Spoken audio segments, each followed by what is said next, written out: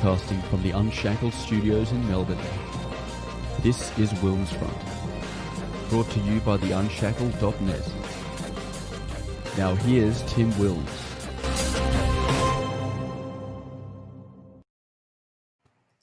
Hello, everyone, and welcome to the midweek edition of WilmsFront on this Wednesday, the 28th of October, 2020. We are live on the WilmsFront YouTube and DLive channels, as well as on the Unshackled's Facebook page. And of course, as always, on the Entropy enhanced interactive software, where you can ask questions throughout the night and send through super chats. It is 7:05 here in Melbourne. We are no longer locked down, but we are still living under severe restrictions. You can leave the house now for any reason, but you are still required to wear a mask when leaving.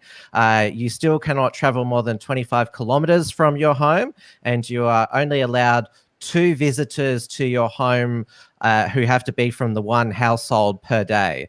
The Ring of Steel separating Melburnians and regional Victorians is set to remain in place until November the 9th. That is if Dan keeps his word this time, because on Sunday he came to his daily press conference where he was expected to announce the details of the reopening of retail, hospitality and beauty salons, but went in with nothing, claiming he wanted to await test results from a northern metro cluster. There were 7 new cases on that Sunday, but the next day, Monday, there were 0 cases. So he pretty much had no choice but to announce, it was at 3:30 p.m. that Monday afternoon, that Melbourne was reopening starting from midnight today, so midnight Wednesday.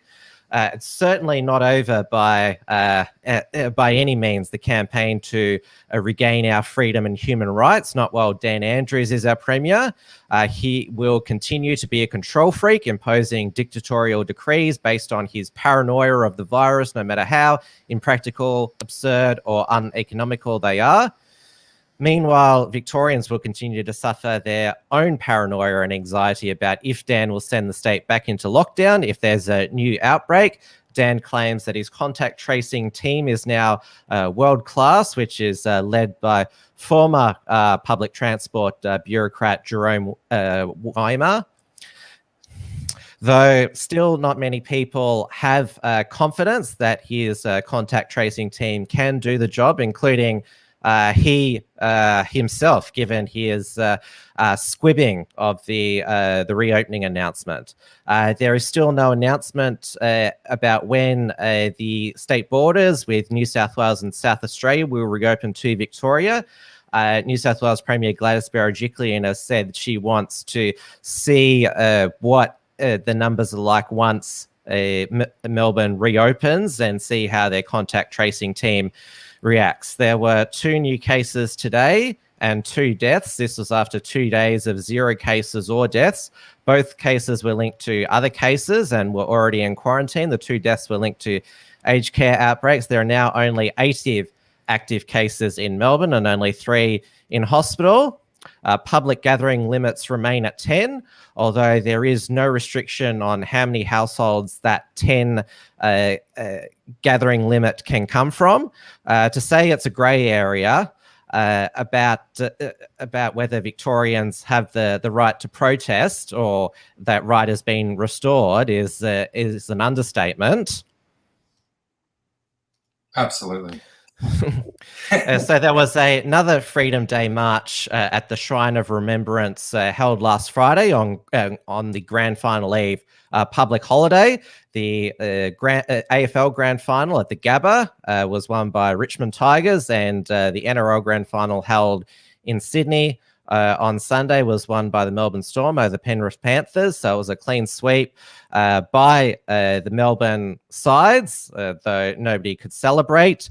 At this Freedom March, Victoria Police weren't as brutal as they had been during previous Freedom Day protests, but still issued 96 fines and arrested 16 people. Sadly, there were 2 grubs who hit police horses who have now been charged with animal cruelty, but the protest was mostly peaceful, at least from the protesters' side.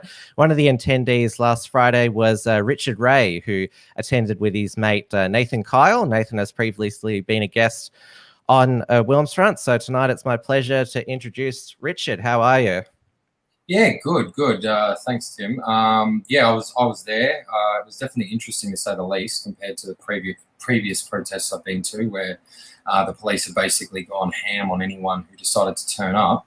To say the least, they've kind of it's only kind of set in now to the to the extent of how bad this lockdown really has been. Just as things are starting to open up a bit, and the air, the vibe in the air feels a bit better than it did before. But it's been oppressive. So it was really good to see the last protest have a good attendance, and also the police not, just go in on people for no reason. It was really good. It was what should have happened on the 5th. It's what should have happened quite a while ago. So. Margot, my moderator, has noticed that I had my haircut today. I was so looking forward to it. There was on the barbershop floor. There was I took a photo of it. So much of my hair, I had a haircut for 6 months. But yeah, I'm happy with the way it came out. Your profile picture, you have long hair and beard. You've got a cap on. Is yours still long? Yeah, it's still long. It's hidden behind my hair. I guess I can take it out maybe. Might as well. Are you planning to have it cut, or are you comfortable with it? I am. I've been not cut too much, but I definitely want to get some length cut off the back. So, yeah, that's been another thing, hasn't it? No haircuts. No anything really. Couldn't even go down to Kmart and buy, something for the house. Can't get a haircut. Everyone just is walking around looking, like they've been living in a cave for a year, basically. During the first stage 3 lockdown in Victoria, hairdressers weren't shut. It was only when Dan introduced the stage 4 lockdown on August the 2nd that he ordered hairdressers and barbers closed, even though in Australia there's been no coronavirus cases linked to hairdressers or barbers. It felt like it was just one of the things that he did to show, yeah, this is stage 4. Absolutely. And you can see examples with that, with the opening of gyms as well. I mean, there's no evidence to back that that's a high risk area of infection is in gyms. Yet he's taken so long to open them up.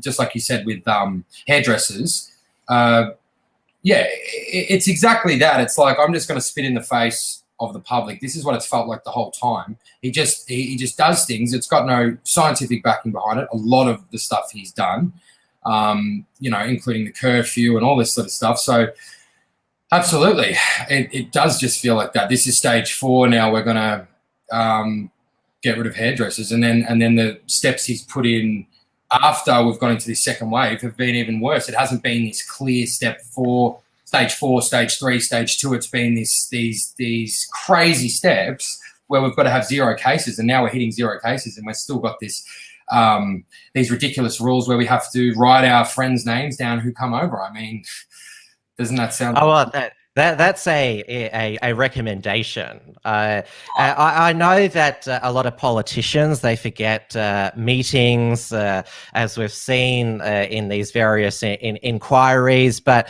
most normal people know who's visited them at their private home, don't need to keep a log. They remember, who's come when. Yeah. Yeah, well, it's just when they say stuff like that, are they taking the piss, or are they just kind of having a laugh, or what is it? But maybe the public are receptive. I swear there's people who would actually go along and do that. I mean, I'm sure there would be. I had on grand final day, I was with some friends at a mate's place, and within a matter of an hour and a half before the footy even gets to start, we've already had someone call the cops on us. A lady sees us through the window and says, these guys are having, it's just unbelievable. Dan's still encouraging people to call the snitch line if they see more than one, or I guess one set of visitors per day. So there'll still be those types of people who'll be, peering out their windows and see what their neighbours are doing. The busybodies. They've had they've thrived in this, and especially with the mandatory masks going ballistic if they see someone unmasked, which they've of course. This is only what is it? As I call them, the mask offs in the supermarkets, when you see a person not wearing a mask get into conflict with somebody who's demanding they wear a mask. That only happens because Dan mandated them, and we'll get into his mask fetish, as I call it, soon. But there's still today people wearing masks everywhere. But as soon as Dan says, "Oh, you don't need to wear them anymore," people will take them off. And this is the most gobsmacking thing about this is the people that hate the lockdown and it makes them miserable, but they believe Dan when he says it's the only way. But as soon as Dan says, yes, we can reopen today, they're the first zombies to the Kmart queue and the cafes and everything. So Dan said you could do, well, get on the beers. I hate that expression now. So they just automatically do that. So even though you hate the lockdown, you still agree that there's no other approach. Like you don't consider one, and that's reflected in, well, the poll that was put out this week. Yeah, well, that's right. That's what gets me time and time again, because I thought when the second round of lockdowns came in, I thought, well, what's it going to take for people to finally say enough is enough? You know, sure. Look, honestly, I thought if we ever got into stage 4, enough would be enough for people. Apparently, and I don't know what it's going to take. It's admirable in a sick way, the way the public is here, because they're so tolerant to being pushed around.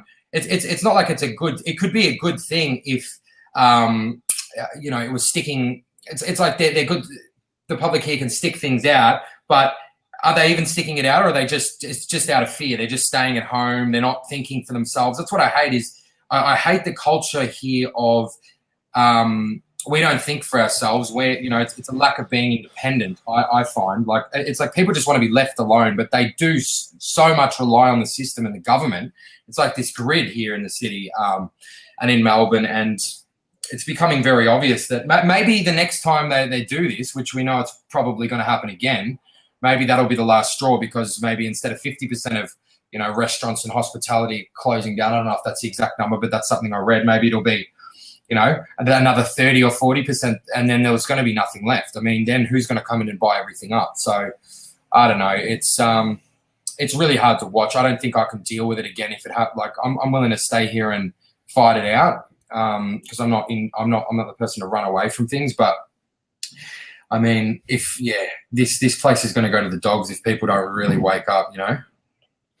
I've put this is the 9 Ipsos poll. I'll put it on the screen. So 52% approve of Dan Andrews' performance.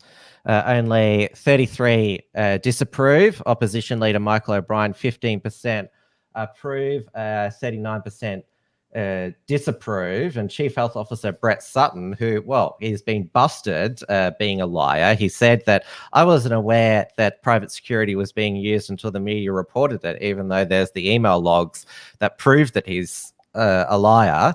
57% approve, 20% disapprove. And we should remember that there's that Brett Sutton fan club, all these sort of women who think that he's so dreamy, Bambi-eyed, and have made their masks with his image on them. And then we have preferred Premier Daniel Andrews, majority still 53%, Michael O'Brien 18%, pandemic response, state government 49% satisfied, 40% dissatisfied, state opposition 16% satisfied, 44% dissatisfied. So you despair for the future of the state. Despite the damage that has been done, a lot of the damage is still yet to be seen, yet people are like, it was necessary. I love that. Yeah, people, if they can, are just going to forget this ever happened, and go on with their lives and just say, it was necessary. Because what I find is there's so many people out there that they can't accept the fact that there could potentially be an ulterior motive behind the scenes. Yet it's right in front of them. As far as I'm concerned, it should be right in everyone's face that there's an ulterior motive and there's another agenda behind trying to close down small business. I mean, and there's so many different things going on at once. Yet people would rather believe, okay, it must be for our own good, or it must just be for a virus. Because the minute you break that lie away, like the minute you take away, well, what if it wasn't just about a virus? Then they have to ask another question, and another question, and another question, and then there's 1,000 questions, and then their world that they once relied on suddenly doesn't become as stable in their mind anymore. So, yeah, I worry about this state. I really do. I love Melbourne, and I have loved Melbourne, but it seems like this city's gone downhill ever since Andrews has got into office. When I look back on the timeline, I've, to be quite honest with you, not been tuned into politics in Australia for the last 4 years. It's been mainly in the States with Donald Trump and everything that's going on over there, because obviously that does affect us here as well. But I think it's gotten to the point here now where I probably should have been. I think a lot of people should have been more, aware of what's been going on behind the scenes, because this doesn't just happen overnight. Anthony Kaluf, who's the leader of Australians versus the Agenda, who was, I think, one of the first to be charged with the incitement over the September 5 protests, he summed it up well. He said, even if you avoid politics, detach from it, it will eventually find you, which it sounds like you're in that category as well, because pretty much all of the people that I've met as part of the anti-lockdown freedom movement here in Melbourne have no history of activism before this. Yeah, it's interesting that, isn't it? It's interesting the people who have come together, which I've found the best part. There's a lot of positives that have come out of this, of course. I'd say personally in my life, I'm doing a lot better in a lot of different areas than I have been in a long time. Yet I'm more concerned than I ever have been in my life because of what's going on around me. It's not about me. It's about, the future of everyone in the community and my friends and family, because if that falls apart for everyone, we're all going to go down together. That's the thing. People love social issues because it's us. It can always be us against them, or people find a reason to hate other people. But at the end of the day, it really is now becoming the people against the establishment to a large degree, because if they can have it their way, we're going to all go broke, and they're going to, have these tracking devices on us, and we're going to do whatever they say. And if we don't, then they turn off our, what do you call it? What's the socialist income called again? Your social credits, what they have in China. Yeah. Well, that's coming. I tell you, it's pretty obvious now, isn't it? I hope not, but it looks like it is. I mean, some of these cameras I've installed. Some of these new banking ads you see come up, earn extra points if you download this and this app, or you buy from this store. And it's, it's like the scanning of the cards, and then it turns into, your watch, and then it goes, they precondition everyone, don't they, for things coming. So I do get concerned about these next few years, because this is just the beginning now. I don't think it's going to disappear next year. I think they're going to have a bag of tricks next year as well. So let's hope Andrews is gone by then, but something tells me he's going to stick around. Hope not. Australian Protectionist Party has said Richard's WilmsFront appearance brought to you by VB. And of course, Victoria has been very bitter this year, has been the meme or the joke. And, well, the biggest mug of the year has been Dan Andrews. Yeah, absolutely. I kind of feel ashamed drinking this beer, but like you just said, it's quite ironic, isn't it? Victoria is quite bitter at the moment, so sometimes you just got to, swallow it and keep going. Well, what's the other meme what is it? The only positive cases we like to see delivered by Dan is from Dan Murphy's. Yeah, I've seen that. There's a few. I've seen the one with Dan with the mask on as well, and instead of the donut, it's a board of cocaine or whatever. There's all different ones they've got there. I won't show the image of him with the donut with him with his mask on, because I don't want to basically scare people. But in that photo, he looks like he has crazy eyes. And like, who goes to eat a donut with a mask on? Oh, it's crazy, isn't it? You're so right though. When you look at his eyes in that photo, it's psycho. He's a psychopath. I don't care what anyone says. It's pretty obvious. You're seeing him at some of these press conferences when he announces certain things. You can tell he's getting the more restrictions he brings in, the more his eyes light up and the more he gets joy out of it. And then when he got rid of the restrictions, you could see he looked almost angry, in my opinion. As I said, he pretty much had no choice, but he couldn't help but have a spray at the people who doubted his strategy, which he's repeatedly said has worked, i.e. the lockdown, which equals a police state. And he thanked Victoria Police for doing an outstanding job in difficult circumstances and putting up with some of the shameful conduct. And he wasn't too pleased that you were all returning to the shrine, even though we did have a change in you'd say approach from Luke Cornelius, who reappeared last Thursday after a while. I'll play what Luke Cornelius, aka Chief Wiggum, said, and then what Dan said. Not only is it wrong to protest, it's not safe, it's unlawful, and it is frankly shameful that anyone would seek to protest any issue at such a special place. Well, so protesting is not unlawful. It's a human right. Groups of 10 from 2 households are allowed to gather, Yes, and people they are are. socially distant. Yep. And surely But that's very different, Lundy, though. If you're going to have a picnic, that's very different to someone who's got placards and protests. That's a very different thing. That's a very different thing. We're now operating in a context where the CHO directions do allow people to leave home for recreation and for socialising. And people can choose, if they want to, while they're doing that, to also voice protest or give effect to protest. You shouldn't be protesting at all. It just doesn't make any sense. Are protests still illegal under the CHO Yeah, directions? absolutely they are. And You should stay at home. Like, protests don't work against this virus, and they potentially put at risk all the good work that we've done. Whether you're protesting at home, whether you're protesting down at your local park, whether you're protesting at the shrine, you must comply with the CHO directions about public gatherings. And the public gathering rules are very clear in Melbourne Metro.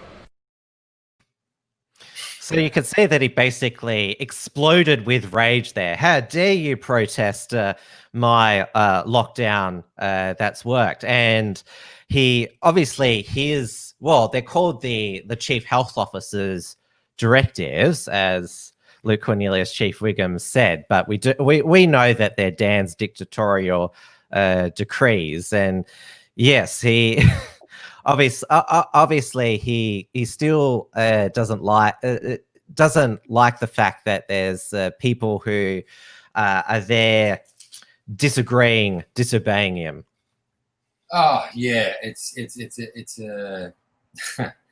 so funny, isn't it? Seeing this, like with the Wiggum comes out. Obviously, we've all seen him come out, and all the memes went around of him, being a pig basically, and saying, you can't protest. We'll lift you off the ground. Your feet won't even touch the ground. Blah blah blah. And now he comes out and he says, almost sheepishly looking, "Oh yeah, it's a human right. Oh okay, so now it's a human right."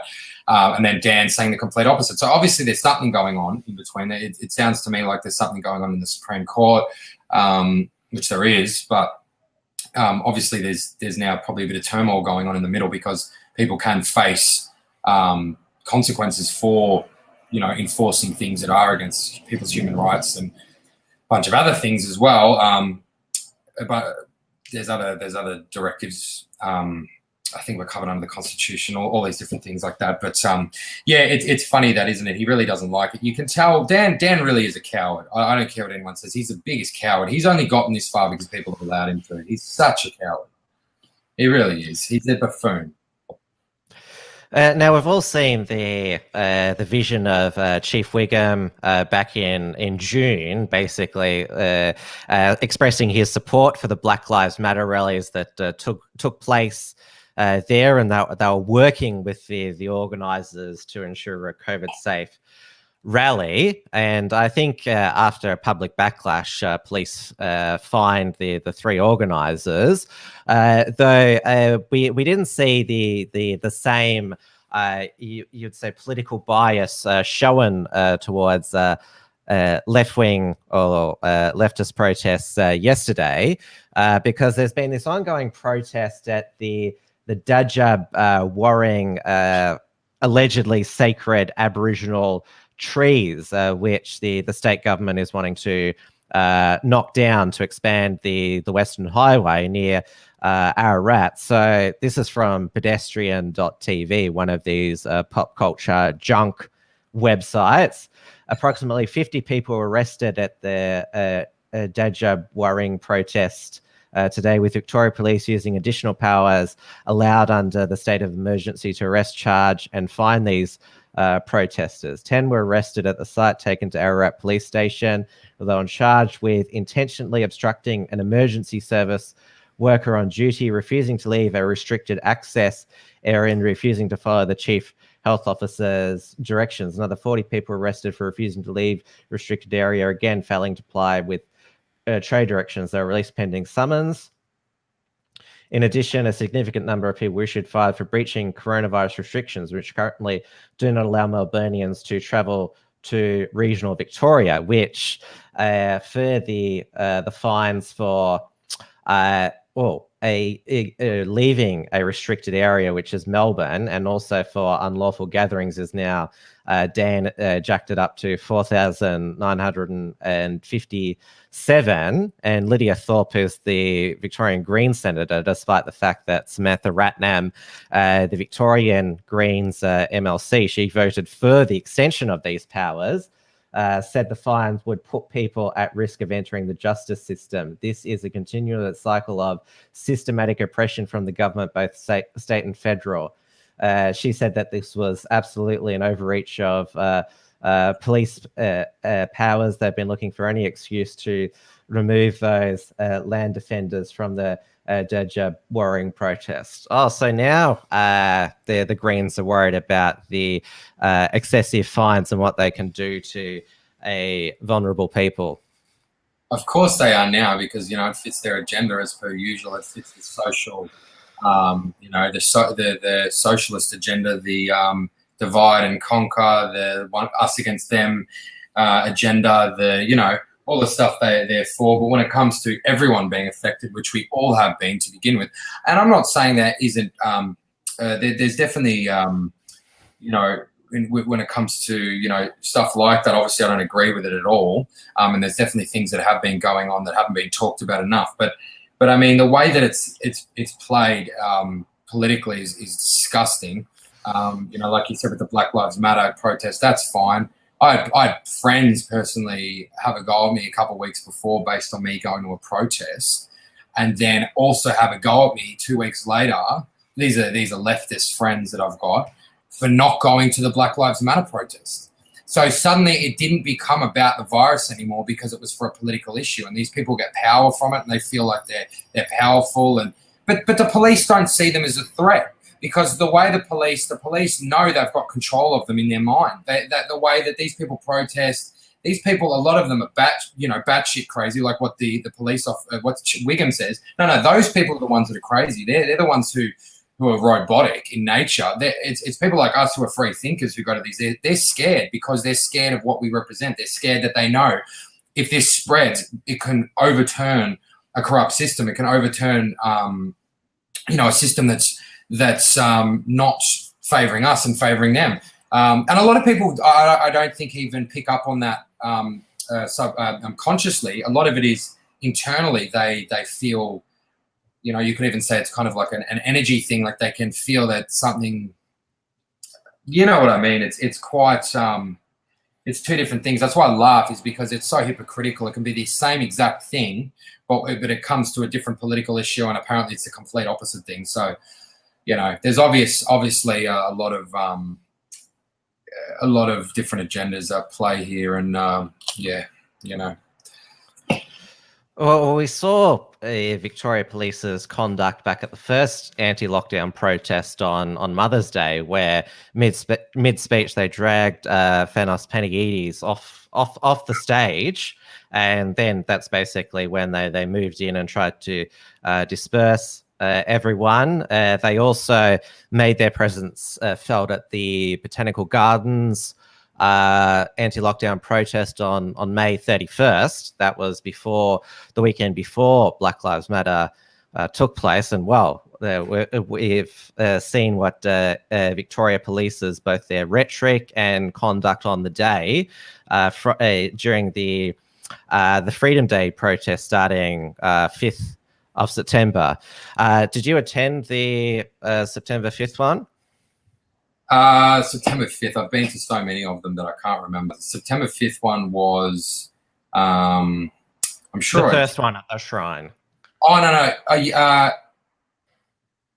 I was there. Yes, I was. The one that they said everyone not to go to. No, because I got a lot of messages from people. So I was at the very, very first one at Parliament, the one you're talking about with Thanos as well. So there was about 400 of us there at that one too. But I've been to basically all of them bar a few, but I've probably been to about 4 to 5, 6 or however many there's been. Certain ones, obviously, I haven't, but the 5th I did go. In hindsight with that, I think there was a fear campaign that came out around that. That's very clear now. I'm not going to go into the whole, was there a psyop with the police and etc. But because I've got no idea. But when it comes to the way the police were coming out and arresting people and going hard, putting fear into people, they were obviously worried about that event. They were worried about the numbers that were going to attend. I could say there could have easily been, even if they're 50,000 and turn up to 20 to 30,000, which would have been a huge statement, which would have changed things from there. We would have maybe missed out on even an extra month or two of lockdown or of as severe lockdowns. But I got calls from people close to me, calls from people who are in the movement who were like, oh, no, we're not going to go to this protest. I don't think we need to go to this protest. But in hindsight, it was still fear. I think it was still fear that gripped everyone that said, oh, I'm not going to do this. I don't think we should. But in hindsight, what could they have really done? They could have arrested us. They could have obviously done all that sort of stuff. But if enough people turned up, they would have lost. They couldn't have done anything. So it was a bit of a shame, but you live and you learn. I think I hope there's a good turnout on the 3rd. I heard there's one coming up as well. Yes, for Cup Day at Parliament House. Obviously, the restrictions on leaving the home now have been lifted. So that means that there's not these permitted reasons to leave the home, but obviously the 25 travel radius still applies. And what is it? The public gathering still limits of 10, but they can be from any household. Now, I'll just go to this is thisnews.com.au, a article that they've said here. When asked about the Cup Day protest, Victoria Police said they continue to monitor potential protest activity across the state. We respect the right people have to express their views and to protest as long as it's in accordance with the Chief Health Officer's directions, a spokeswoman said. Protesting is no longer unlawful under Victoria's coronavirus restrictions, but people do have to adhere to the Chief Health Officer's directions at this time, such as group size and travel limits. The new ruling has raised organisers' hopes of an even larger turnout on Melbourne Cup Day. So this would be, probably even more interesting than the one last Friday, because if you compare the one to the Freedom Day on the 23rd of October to the one on September 5th, this time police weren't in that heavy riot gear with basically it looked like body armor on. They wore mainly just their normal police uniform. There weren't the shields that we saw at the Queen Victoria Market. There are a few people who got arrested, but they didn't do what they did on the September 5 Freedom Day and put masks on them when they arrested them. so there wasn't that over the topness. I'll just play the one of the lives you and your mate Nathan Kyle did on the day to give a bit of what it was like on the ground there. Backwards, right? I know. It's insane. So it's like people are more likely to, like, you'd never be allowed. No, of course I don't want to. Down at the someone with a sign here.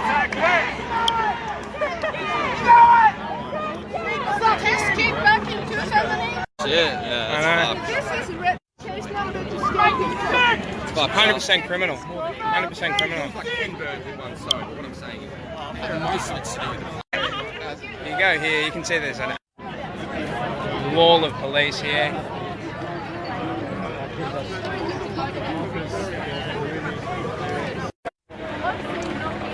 Good turnout here, to be honest. Like, really good turnout.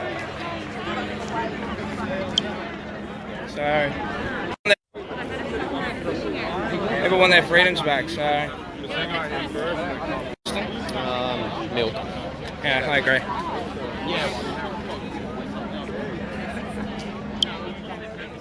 Relatively peaceful down here. Oh no, my internet's fucked. The connection's fucked. Relatively peaceful down here. The media will probably paint it in some way or try and put some spin on it, but the everyone here's nothing really kicking off or anything like that. People just peacefully protesting.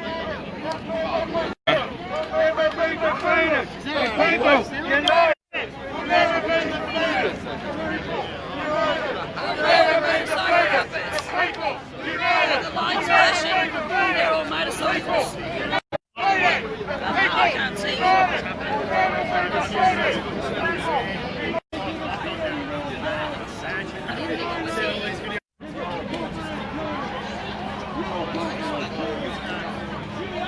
There's some people in the middle there as well. Over there.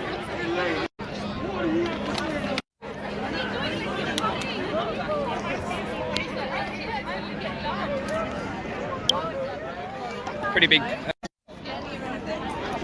Anyway, I'm gonna go. If something happens, I'll fucking go live again or something like that. My internet's shit, but.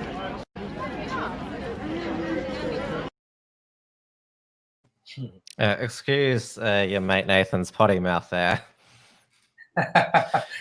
Oh, don't worry, mine's worse. I try and keep But it he down. was absolutely right that the mainstream media, they use the most dramatic footage because, we just saw Nathan's raw footage. It just basically looks like a gathering of people and there's just this line of police. Absolutely. When we were down there, it was really good to see. I remember when we first walked in there, we had the police stop us. We had a footy in our hand. We were drinking alcohol as well. There was about 5-6 of us, and we're like, all right, they're like, oh, you boys just kicking the footy in the park? We said, yeah. They're like, all right, well, just don't come up here because, there's going to be a bit of a ruckus today. I was like, all right, whatever. Obviously, we were going to the protest. We went up to the protest. What we missed out on was the people in the middle where Jackie Dundee ended up getting grabbed. Another guy I know called Will Twiggs got... Yeah, we'll have a look at the Victoria Police. They went for her throat. Jackie Dundee she's become a lot of her videos against the lockdown have gone quite viral, and Jackie doesn't wear a mask, and it seems that because she's breathing fresh air that the police, we saw that earlier woman who was choked for not wearing a mask. It's like, you're breathing fresh air, quick, cut the circulation off. That seems what it is. Yeah, it's funny because I always used to joke about it. I used to say, one day they're going to tax our air. But I didn't think that one day it's going to be illegal to breathe fresh air. Like, when you really think of it for what it really is crazy. It's like, no, you're not allowed out your home without something that's stopping you from getting fresh air. I mean, talk about liberties being taken away. But in the context of a virus, people don't even know how viruses spread or really work, but we're going to put this over our face because we've seen it in a hospital documentary, and they're wearing it in a hospital. That means it must mean no virus. But they don't understand the way viruses work. They don't understand the way their immune system works. They don't understand anything about organic foods or foods in general or pesticides and all these different things. They don't because they don't do their own research. That's a whole different category there. But of important things to learn is to learn about maintaining your health. But people aren't interested, so you want to breathe your fresh air because you understand the way it works. No, we're going to come in there, grab you, choke you, and it's disgusting. And it's those police specifically, the ones that don't have the green, the high vis, the other ones, they're the one level up from them. I forgot what they're called. The red ones. Yeah. I don't know. They're not the federal police, are they? They're part of the public order response team, Yes, to my knowledge. Yeah. So they wear the red vests. Yeah, that's right. Yeah. And I see them all the time. And they're the ones I want to avoid, because what happened to me at the protest is, so we were following the group for a couple of hours, and it ended up spilling out onto the road near the Hungry Jacks and the South Melbourne, yes, yeah. Kingsway. Yeah, so a lot of people would have seen that video with it went on RVMI's and a bunch of other people's news reports. Anyway, a lot of people saw it. But anyway, we followed, and we were behind the group, and I went across to the service station, people going to the toilet, getting something to drink. And then out of nowhere, the public order response just came in. It was something out of a movie. Like, it was exciting, I'm not going to lie, but it was quite intimidating the way they came in. Out of nowhere, where we hadn't been arrested all day, no issues, public order response come in, 5, 6, 7 of these vans filled with them. And you knew they meant business the way they were coming in. They just, boom, straight into the service station really quickly and jumped out. And it felt quite easily 100 of them were there. And we ran across the road. So I was like, all right, probably the last thing you do is run when there's police around. But, when there's that many, you're kind of worried that they're going to tackle you to the ground. So we ran, and pretty much everyone got away other than me and another friend. And then I had the normal police come up to me and then deal with me for about 20 minutes, which I was fine. I just talked to them. And they said, why are you out? Blah, blah, blah. Anyway, they ended up giving me a fine as well, which was quite funny, as they do. For how many have you got? Actually, funnily enough, this is my first one. I've only got a warning. I've gotten away, like, I haven't worn a mask this whole time, other than very occasionally. But I've never got a mask fine. I got a warning, and I've never got a fine for being at these protests. So this is my first one. Been out past curfew, didn't get a fine. I got caught by the police with that as well. What is this? $635. And it says here, mass gathering protest, 10 plus people. Yet they didn't catch me with people. I was only with one friend, and I told them I wasn't with the protest. And Wiggum has come out and said protests aren't unlawful. So how is this not hypocritical? Like, how is saying mass, you know what I mean? So I'm not paying it, of course. Well, the decision about the legality of the curfew, that'll be decided in the Supreme Court next Monday. That's when decisions being handed down. But if it's found to be unlawful, then all those curfew fines get knocked out, which are extremely embarrassing for Dan, because he was asked about, 5% of fines are being paid, and he's like, oh, we're going to come after you. You have to pay up. Yeah, right. If a lot of the stuff he's implemented doesn't get overridden in the Supreme Court or the High Court or whatever it is, then I'm sure if he's still in power, he would go out of his way to make sure anyone with those type of fines paid up, because he's that type of person. But I have a feeling a lot of them are going to get overruled, and a lot of them would not hold up in court when you because we need the. This is what's important with this curfew and a couple of the other restrictions he's put in. It's important they do get overturned, because it will set the precedent for the future, because we can't have that happening again. We really can't. We can't afford to be in a curfew. It's insane. It was basically, I felt like I was in a movie, honestly. Like, I couldn't believe it. I thought, oh yeah, that'll happen one day, but I didn't think it would be like it was so quickly. It's funny how it creeps up on you. And I'm not sure where you are. You heard the during curfew hours over your place, the helicopters, the planes, and that it was almost a nightly occurrence. And even when the curfew was lifted, there's less of them now, but you could still hear them, and you just sort of wonder: is this surveillance going to be wound back when the restrictions are?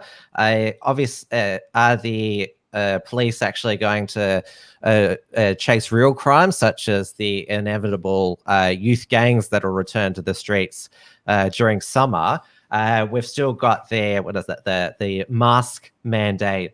It is now. Dan said, likely until the end of 2020, possibly 2021. He said he's a holdout on masks because he says it's low cost but high reward. Well, it's the lowest cost for a fine, $200, but some police officers still will either arrest or even choke you for not wearing a mask. And he's even recommended that you wear masks during home visits, although he said he can't enforce that and police won't go going door to door. We know that he'd secretly like that. Yeah, he would, wouldn't he? What an Orwellian nightmare that is. He really would. You know, he'd love to have enough of a force out there. I guess why he's getting all of his COVID officers to go around and knock on people's doors and make sure they're wearing a mask inside. I mean, and then he comes out and says the home is the most dangerous place. There's another red flag. You know, it's a controlled environment. Yet, okay, so the home's the most dangerous place throughout this whole time, is it? Yet the home is the place we've been hiding in to get away from this virus. Yet it's the most dangerous place. It's insanity, and yet the supermarket's fine. There's no cases in the supermarket, yet there's hundreds of people in and out, touching the same stuff. When you think of it logically, when you really think of it logically, it makes no sense. It's insane, but people don't because they love, living in some bullshit reality. So, Yeah, but the supermarkets have the cameras everywhere, so there's a record of who goes in. And that obviously people don't have cameras in their own homes. But he's not the only one to recently say that the home is the most dangerous place. We had the New South Wales Health Minister, Brad Hazzard, say that recently. I'll just play this again because what he says is, what he says in its entirety, it's worth seeing again. The other area of danger is the place that we would normally consider to be the safest place on earth, our homes.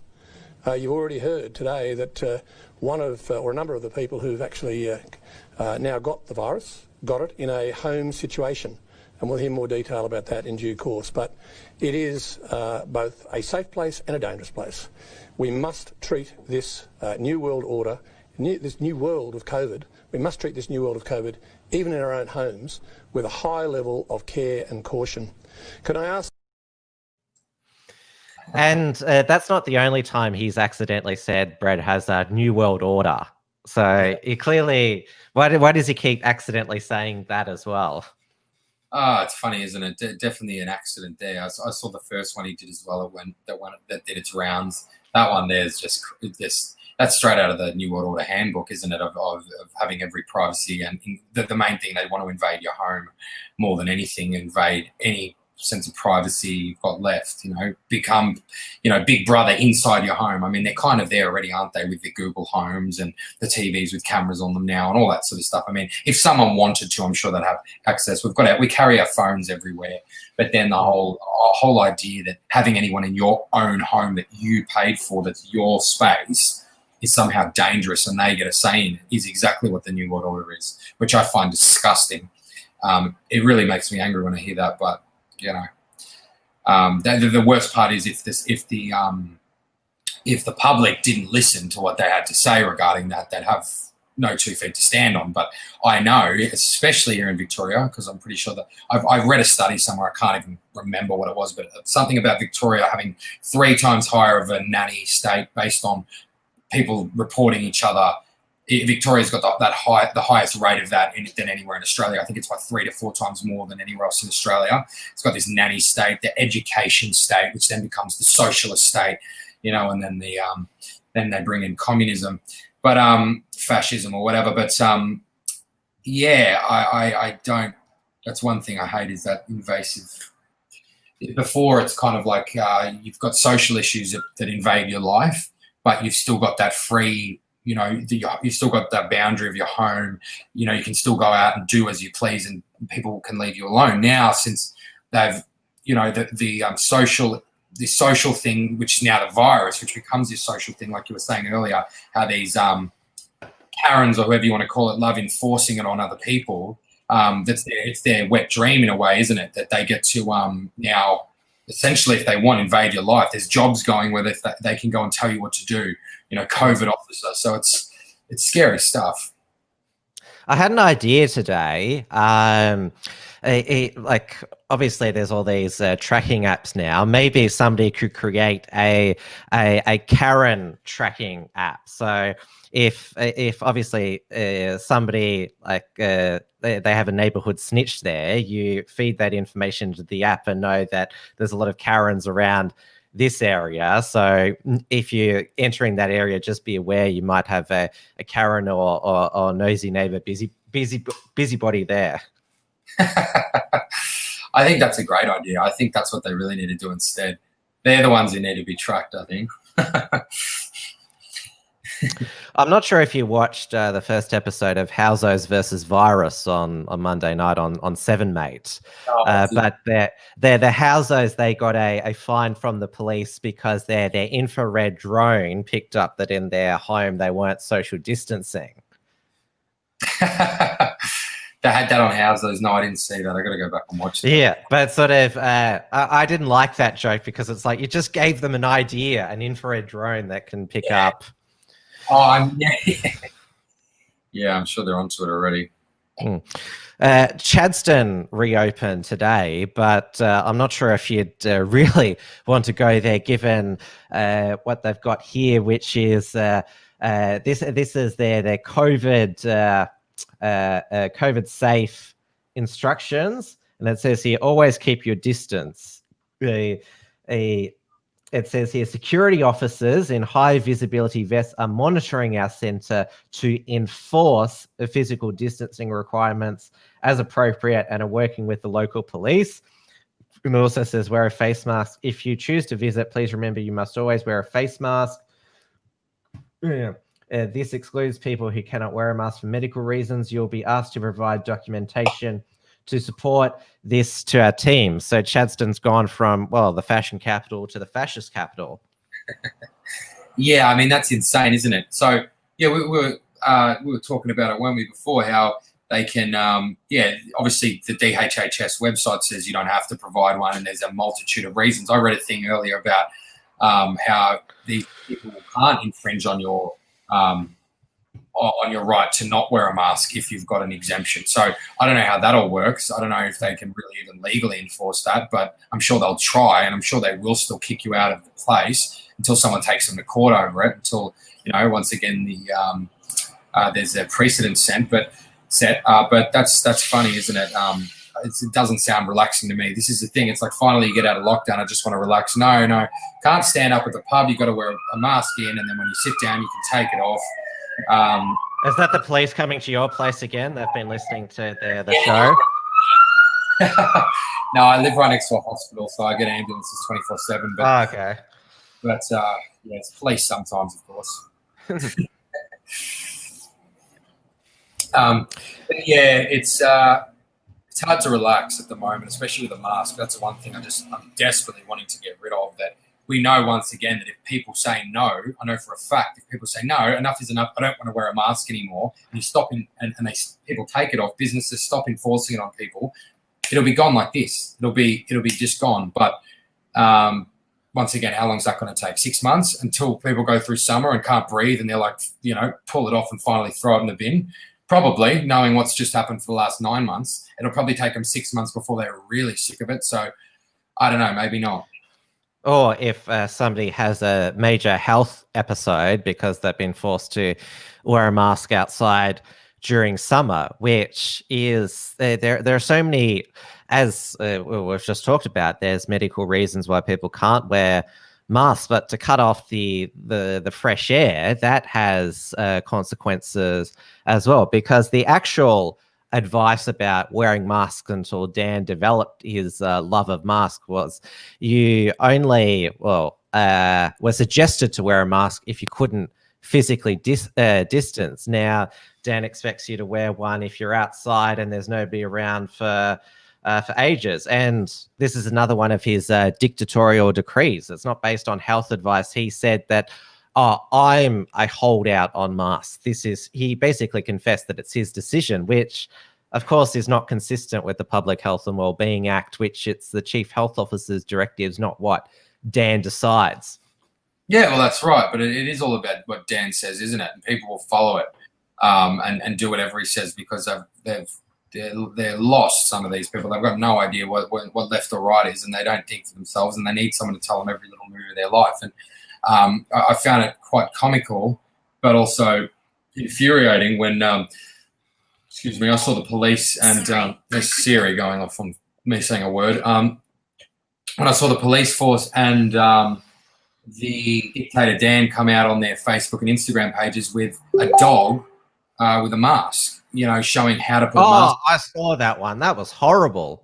Exactly. And to me, that was blatant, in your face. Like, they are saying you are a dog. Like, to me, that's what they were saying. I mean, other than the fact that, people are like commenting on it. Why would you put that on a dog? That's animal cruelty. It's like, okay, so it's not cruel to take away human air, like when you're breathing it in, you know what I mean? So, okay, so you care about if it's a dog, but you don't care about anyone else being forced to wear this embarrassing thing on your face. And then there'll be the argument about, hijabs and all these different things. You had all these people going, oh, no, we don't agree with it. This is not going to happen in our country. It's degrading to women, all this sort of stuff, right? But then they'll all wear a mask, and they won't see the irony of that.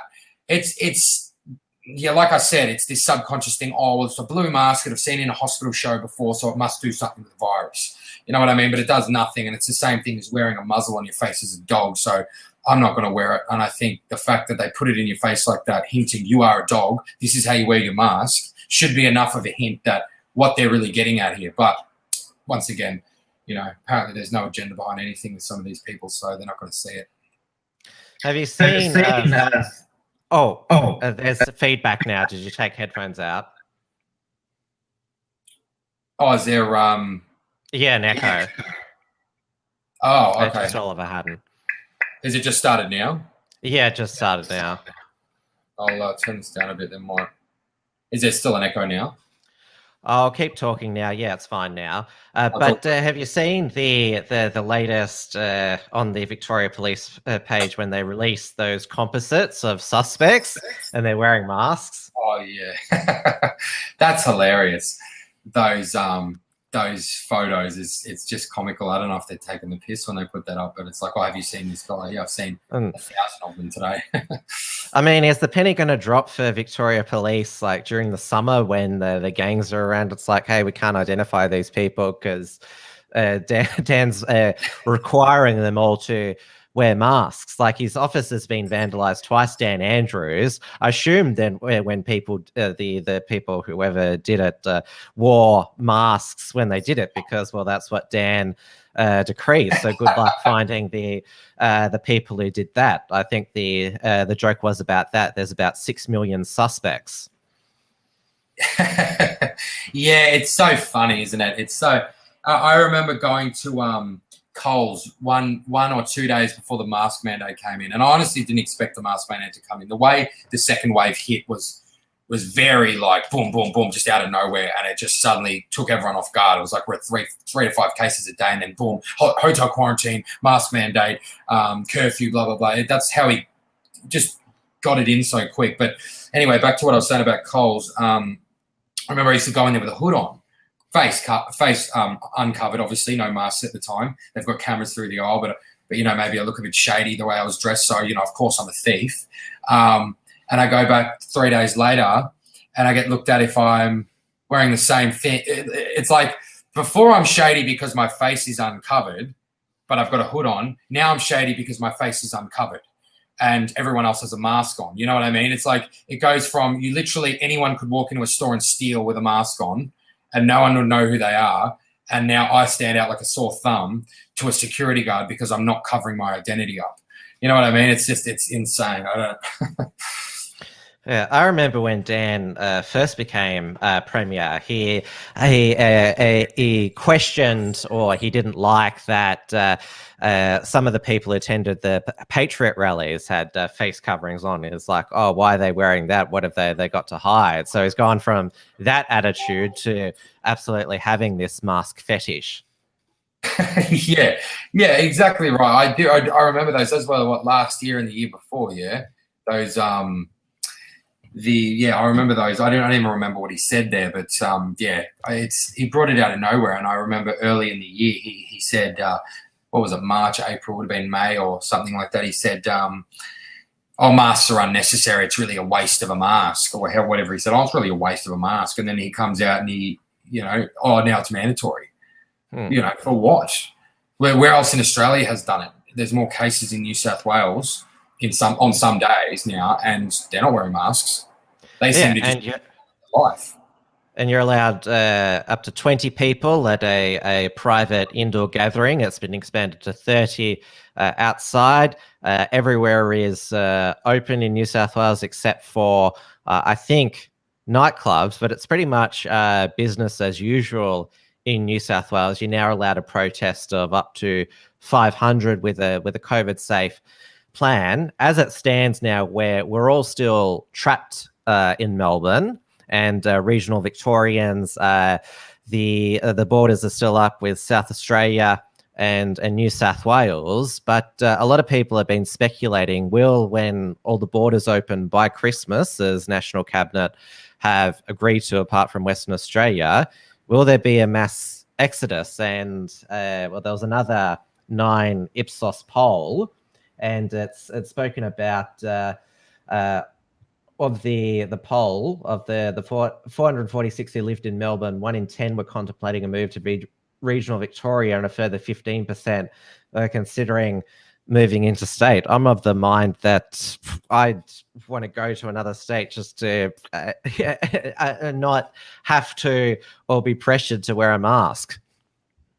Yeah, well, you make a great point. I've this whole time I've been fighting the idea of moving states, because I've thought, we're going to get through it. We're going to get through it. We'll get there. But knowing Dan and what he's done already, we could be back in the deep of it next year again. And in the same situation with him pushing more stuff, I don't know if I can deal with it again. I'd be very, very much inclined to want to move to either go to Sydney or Brisbane or the Gold Coast or something. Just like you said, so we don't have to wear a mask. But then the question is, what agenda's coming there next? Now, I hope none, but usually that's what happens. If they can, they'll see what they can do.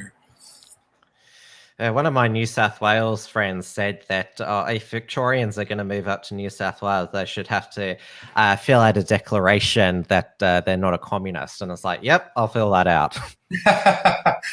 Do you think they could have pulled this stuff in New South Wales? Well, when they had the second wave, it had that spillover into Sydney. There was the Crossroads Hotel outbreak, and it's now no pun intended, every time that there's a significant spike in New South Wales, it's called a crossroads moment. Everyone predicted during that first Crossroads outbreak that Sydney and New South Wales would go back into lockdown, but they didn't. They've managed their contact tracing has managed to get every outbreak under control. They haven't mandated masks. They had those restrictions on singing and dancing at weddings, which was stupid.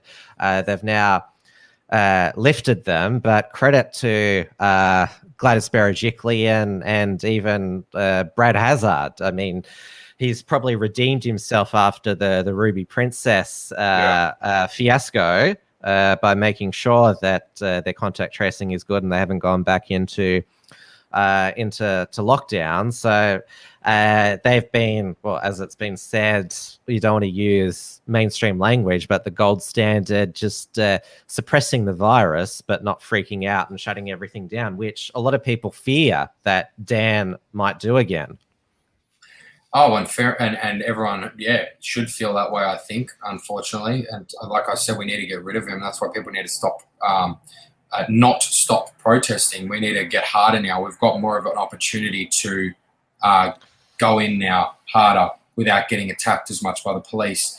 We need to do that. People need to not be caught off guard for the second time. People need to learn now what's happened, and they need to say, no, enough is enough. We need answers. We need you gone. We need masks gone. We need People need to do it. It has to be done, or we are going to go back down the same road.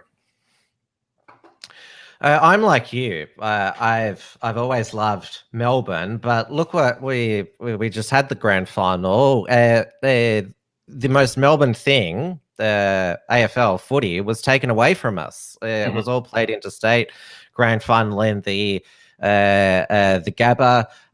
Grand final barbecues were banned. I mean, that's basically ripping the soul from Melbourne. What else is there without it? Absolutely. And that, I said the same thing. I said it's about taking away our culture and taking away our identity as a city. If they can do that, they can do other things too, which they've already done. They've already managed to do that, and that was just a symbol of that was a symbol of taking away the heart of Melbourne. That was the symbol, because it's been going for so many years. That was about taking something away now and marking that in stone now, and slowly turning the city into a different identity, which is what they're going to do and what they're trying to do. And unless the city wakes up, it is going to turn into a complete communist shithole, in my opinion. Well, we've seen the for lease signs in Lygon Street, iconic Italian restaurant precinct in Melbourne that's nearly destroyed already, and it's just going to get worse with the. Yep. Obviously, there'll be a lot of businesses, especially hospitality, pinning their recovery hopes on more patronage, but still there's still going to be a lot of restricted movement, not many people going to the city and that, and there's already still the limits on indoor and outdoor dining. There's still a lot of damage to unfold still. Yeah, that's right. There definitely is, and the aftermath, we haven't even reached it yet. We haven't even seen the damage these lockdowns have caused. We haven't seen what's to come, unfortunately. Like you said, all the lease signs up, on the buildings around, all around Richmond. I've seen around Chapel Street, in the CBD. It's scary because who's going to come in and buy these things up. It's going to be international foreign interests who are now going to own more of our state, and then they're going to move their way into our country, and that's exactly the plan. So I don't doubt at all that he's going to try and do it next year to just finish the job, and then after that get a vaccine in everyone, and now you've got this new world order grid city. But let's see. I hope people don't. I hope people don't let it get that far. But we saw today the Victorian government is advertising for a COVID vaccination project director. Pretty good salary, around about 200 to 250,000. And we know that the COVID vaccine, it's bipartisan, federal, state. Scott Morrison, he once said about, because they've locked in the Oxford and the University of Queensland vaccine deals, that he wanted to make it as mandatory as possible. But then he said, oh, no, be free and voluntary. Though we had Alan Tudge, the acting immigration minister, last week say that, with the new passenger declaration, a digital card, it'll be able to have a vaccination ID. And Australia has pioneered, the various governments, the no jab, no pay policy. All leaders from all major political parties are gung-ho on the vaccine. Both Daniel Andrews and Gladys Berejiklian have said there's no old normal unless there's a vaccine. Yeah, I've seen that. They're saying, no, COVID normal, Dan said, until a vaccine. They're preparing us for the vaccine. I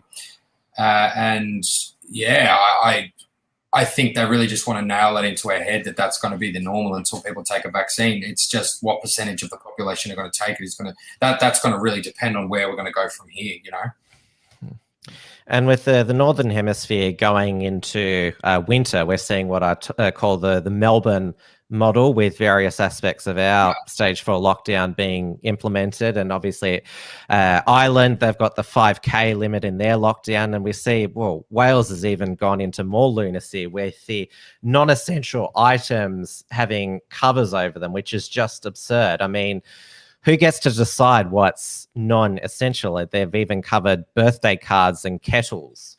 Crazy. I saw that as well. It's just, that's insane. And once again, what does that have to do with the virus? It's just policing of people, and it's communism again. It's taking away anything with joy to it, life to it. Well, we're going to take away birthday cards. You can have flour and salt instead. You know, like you can have the bare essentials, just like they had us all lining up in lines and everything like that. It's all part of this, you know, conditioning you to it. You know, maybe it's not going to happen right now, but it's going to happen in the future where soon the non-essentials aren't going to even be accessible anymore because, you know, if they're going to want us in food shortages as well, which people have talked about, but that's another thing altogether. Yeah, so you'll get the virus by going down aisle 6, but not down aisle 2. It's a very smart virus. Well, I've appreciated chatting with you tonight, Richard. We've got obviously a few important dates coming up. You mentioned the curfew, a Supreme Court decision, which will be on November the 2nd. We've also got the Coate inquiry handing down its findings on November 6th.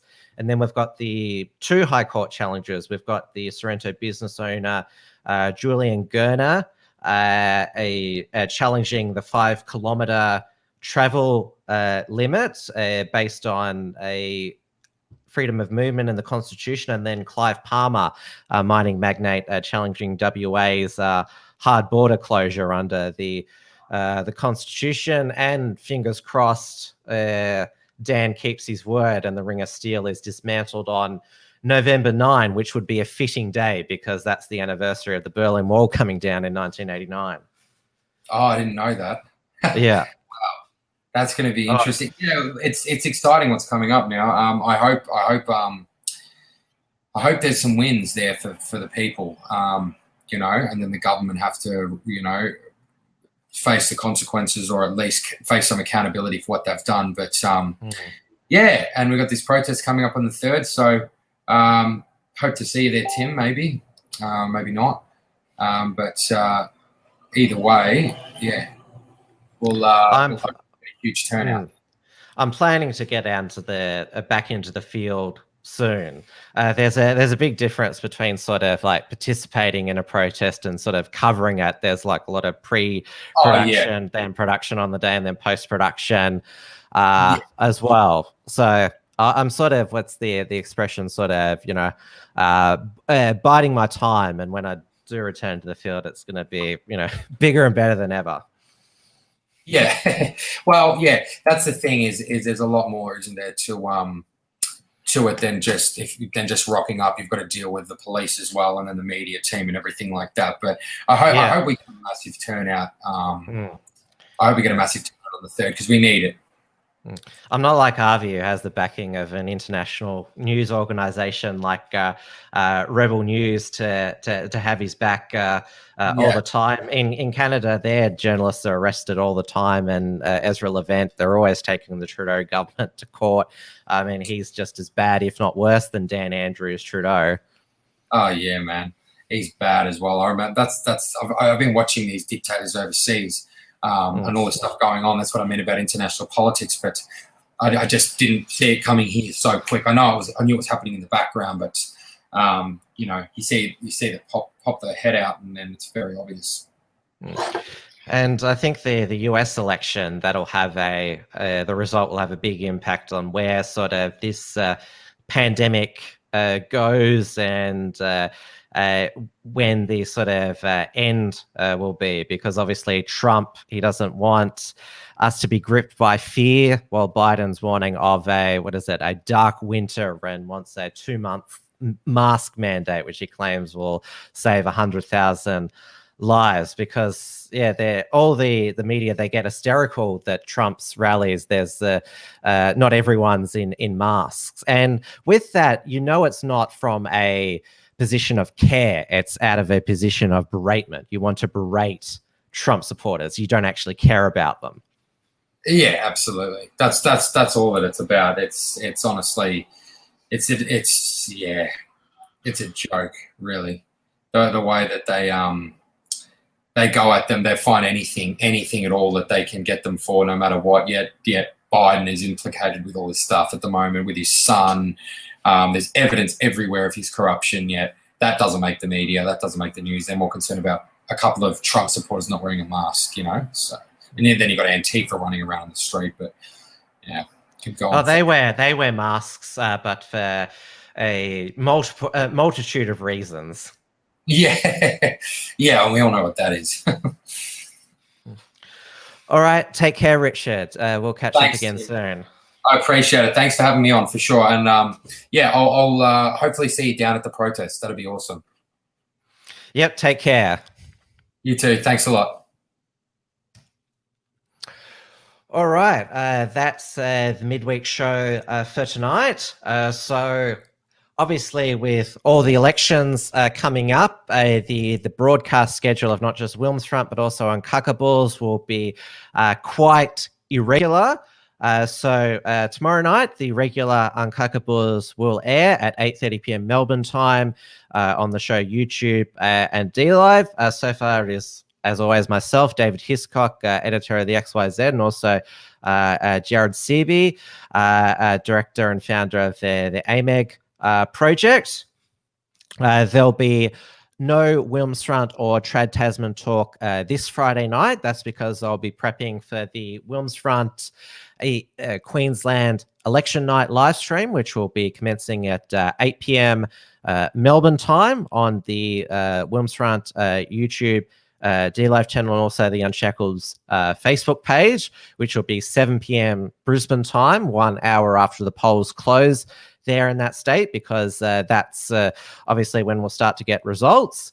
I'll be joined by Barclay McGain and also Alexandra Marshall, and I'm also hoping to get people from the Right On advocacy group who've been on the ground campaigning in Queensland, and also people from the True Blue crew in Queensland as well. So it'll be a big election night panel on the Saturday night. And then there'll be a WilmsFront episode Monday night. My guest will be Ken Phillips, who is the director of Self-Employed Australia. He recently wrote to the director of WorkSafe Victoria, asking them to look at pressing charges against Victorian government ministers and bureaucrats under Victoria's industrial manslaughter laws for the 800 deaths that have occurred in the second wave. That'll be one night after Peter Credlin's Deadly Decisions Sky News documentary, which I'll just play the promo for that now. To me, getting to the truth is all that matters. Anything else is just a sideshow. And I'm not going to be distracted. I'm going to take a deep dive into Victoria's hotel quarantine catastrophe. We're going to have a special program on this. Sky News special program. It will investigate how the flawed decision-making inside the government led to the use of private security guards instead of police and Defence Force personnel used everywhere else around the country. Because Victoria's decision to go it alone has had disastrous consequences for more than 800 dead, 5 million Melbourne residents that are suffering the longest and toughest lockdowns in the world, and an economy that's on its knees. That's special, don't miss it. Sunday the 1st of November, here on Sky News at 8 p.m. And obviously on the Tuesday, 3rd of November, not only is there the Cup Day protest, that's also when the US election is occurring. It's always the first Tuesday of November, but we won't get because we're nearly a day behind the US, we won't start to get the results until about midday on Wednesday.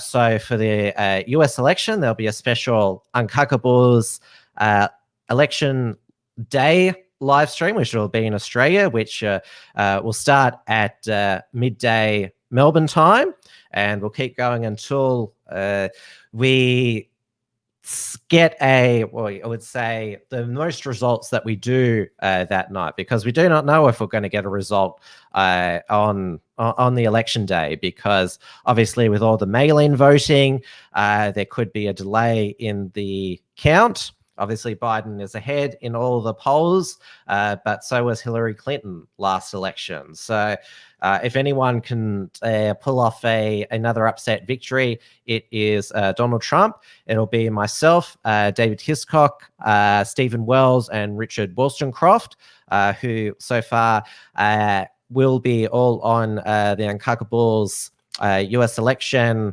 panel. Then I'll return next Wednesday night with another WilmsFront, and then we'll be back to regular broadcast with Uncockables on the Thursday again, and also Trad Tasman Talk will return Friday, November 6th at 6 p.m. Melbourne time on the Unshackled's YouTube channel. Same day as the coat findings from the hotel quarantine inquiry are handed down. And, the New Zealand election result was pretty clear on the night. Jacinda Ardern has been returned, and a Labor Party is able to govern in its own right, though she might do a coalition with the Greens to safeguard herself for future elections. But we'll also find out this Friday the results of the 2 New Zealand referenda questions, whether they're going to legalize euthanasia and legalize marijuana. So I'm certainly anticipating that. And also, I don't have the date off the top of my head, but we should know in early November, the winners of the Victorian local government elections, which have taken place by mail-in voting throughout October. So the last ballots were cast last Friday on the 23rd. So it'll be very interesting to see the results of that and whether it has any implications for state politics and Daniel Andrews' leadership or his decision to maybe retire or stay on. So thank you for everyone for watching tonight. Hope you enjoyed the show, and I'll see you again tomorrow night for the Uncockables. And hope you're anticipating as much as I am the election season that we're having here. And we just hope that, the Queensland election, that's also as unpredictable the result as the US election, but it's going to be crucial election as well. So good night, everybody. Thank you for watching, and I'll see you tomorrow night. Thanks for tuning in to WilmsFront. Visit timwilms.com or Rational Rise TV to view the archive of episodes. And keep visiting theunshackled.net to view all our shows, and to keep up with the latest real news and analysis.